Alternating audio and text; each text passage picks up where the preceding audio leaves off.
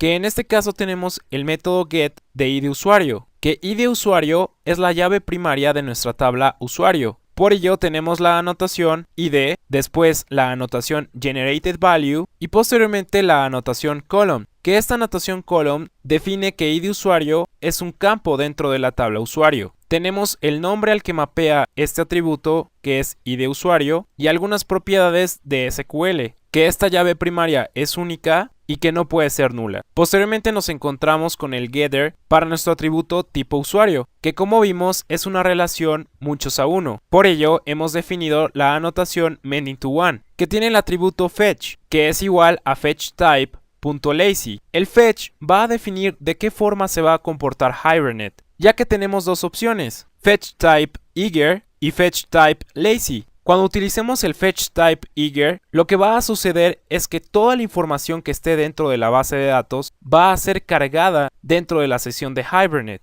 Es decir, que si tenemos 1.000.000 de usuarios, el 1.000.000 de usuarios se va a cargar dentro de la sesión de Hibernate. Por lo tanto, es ineficiente utilizar este tipo de fetch. Por ello, utilizamos lazy, que es una forma de cargar los datos dependiendo de cómo los vayamos necesitando. Por ello tenemos que elegir fetchType_lazy, que lazy significa de forma retardada. Posteriormente nos encontramos con la anotación join_column, que tiene el atributo name, que tiene el valor tipo usuario-bajo y de tipo-bajo usuario, que se refiere al campo dentro de la tabla usuario que tiene la llave foránea de la tabla tipo usuario. Es decir, tipo usuario hace referencia a este campo de la tabla, que es la llave foránea de la tabla tipo usuario. Y definimos que tipo usuario no puede ser nulo. Posteriormente nos encontramos con el getter de nombre, que mapea a la columna nombre de la tabla usuario y que tiene una longitud de 45 caracteres, que es lo que hemos definido dentro de nuestro atributo nombre de la tabla usuario. Posteriormente nos vamos a encontrar con la anotación column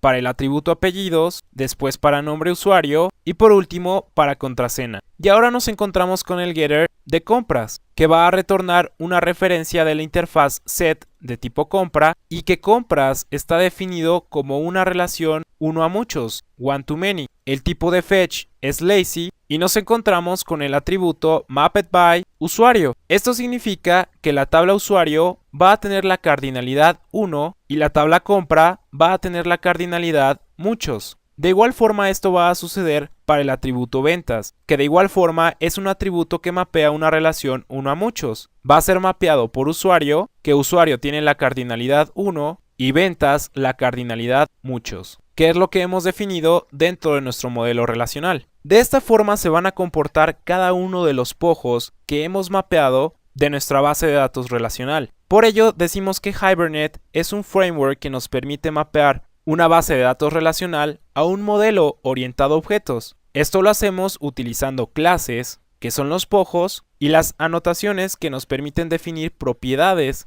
de cada uno de los elementos de nuestra base de datos. También podríamos observar nuestro pojo producto, que incluye todos los atributos que representan cada uno de los campos de la tabla producto y sus relaciones muchos a uno, que están definidas con la notación many-to-one y join_column, y las relaciones uno a muchos, que están definidas con las anotaciones one-to-many. Una vez que hemos creado nuestros pojos, estamos listos para comenzar a crear nuestros DAOs, que estas siglas significan Data Access Object, objeto de acceso a datos, que estos DAOs nos van a permitir utilizar nuestros pojos para comenzar a realizar transacciones con nuestra base de datos.